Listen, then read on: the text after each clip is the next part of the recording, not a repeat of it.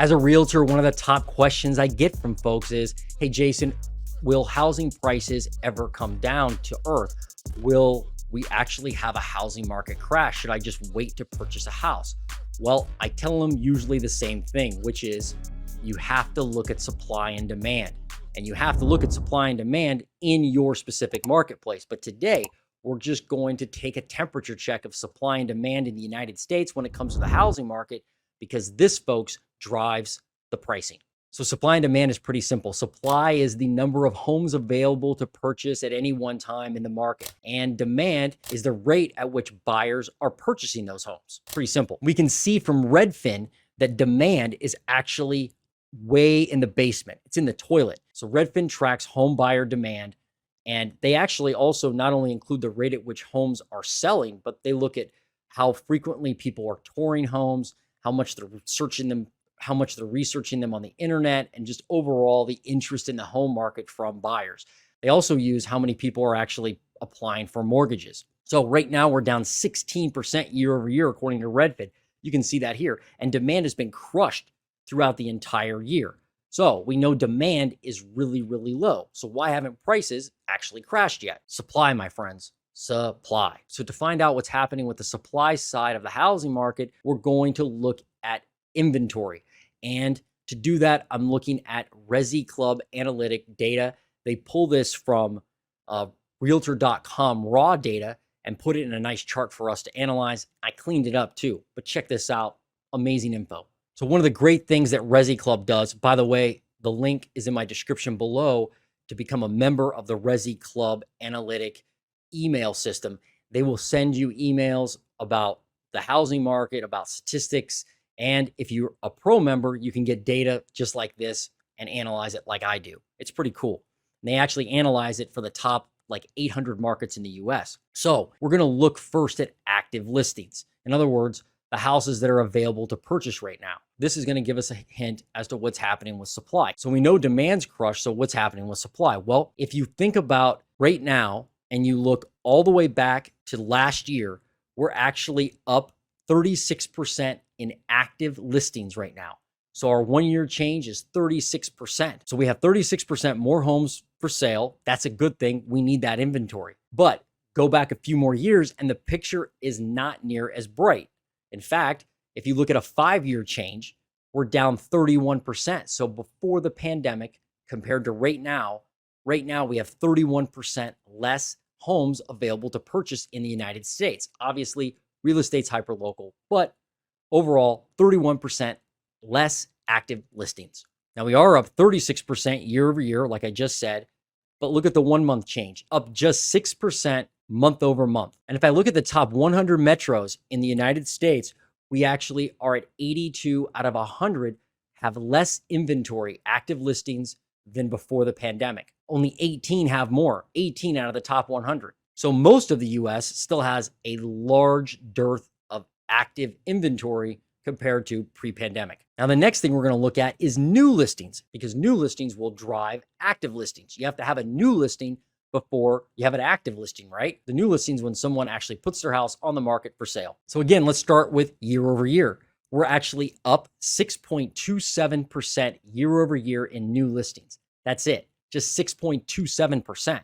And we actually came from the basement when it comes to new listings. We had a huge downturn of new listings over the last few years. And during the pandemic, we actually saw a massive reduction of new listings. And I'll tell you why here in a few minutes. But from a 5 year look, if you just look 5 years ago, like we did with active listings, we're down 24% in new listings. Unfortunately, that's the truth, folks, down 24% in new listings. So when you look pre-pandemic versus now, only 8 of the top 100 metros in the US have more new listings than we did pre-pandemic. Only 8 of the top 100, so the majority of the United States has a dearth in new listings, just like we do active listings. But look for a second at the 1 month change, down 2.57%, meaning from May to June of 2024, we actually went down in new listings. Yeah, that's right, down. So new listings aren't exploding. And if you look at the Redfin data that I present every week in my live, by the way, you got to check that out. Subscribe to my channel and you can check out the Redfin live, usually on Thursdays. And I do a massive deep dive into the housing market. And I cover very specific metros and counties throughout the United States. So you don't want to miss that. But I talk about new listings all the time. And if you're tracking new listings, you'll know what I mean. We're down month over month. We had a nice increase at the beginning of the year in new listings. It seemed like for the first 5 months of the year, we saw an increase in new listings, but now we're starting to see a decrease in new listings. And that's not good if you want active inventory to increase. So what does this mean if you're a buyer, seller, investor in real estate? Well, if you think about supply and demand, like I said at the beginning, and you look at the amount of supply we have now, it is an improvement, no doubt, but it's not near enough to dig us out of the hole that we created during the pandemic. We're still 31% below pre-pandemic levels in active inventory. And then when you look at new listings, we've definitely had some improvement, but we're still 21% below pre-pandemic in new listings and down month over month in new listings. So if you are hoping for a housing market crash, we have to have a lot more inventory. And to do that, we got to have a lot more new listings. So why do we have such a dearth in new listings? So there's a few factors, but there's one major factor, and that's the lock-in effect.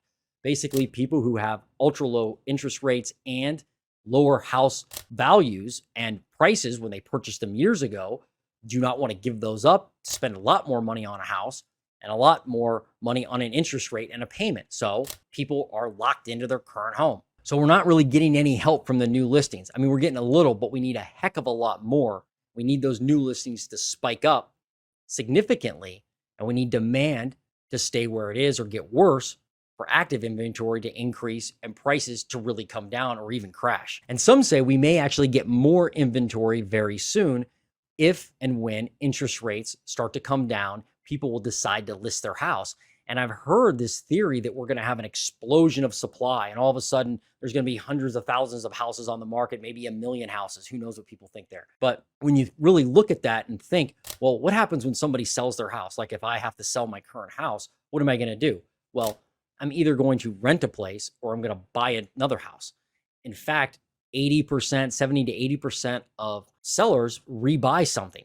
So if there's a bunch of supply that's added to the market, those people that are selling have to do something, and they usually are going to buy something else to live in, right? They're going to buy the next house. And not only that, if they're not going to buy and they're going to rent, that's good too. That's main reason why rent prices haven't crashed like a lot of people have hoped for, because people have to do something. They have to go somewhere. So while we may get some inventory because of lower interest rates, my thinking is a lot of that's going to be swooped up by current sellers who have to buy or people who are ready to move once interest rates start to come down.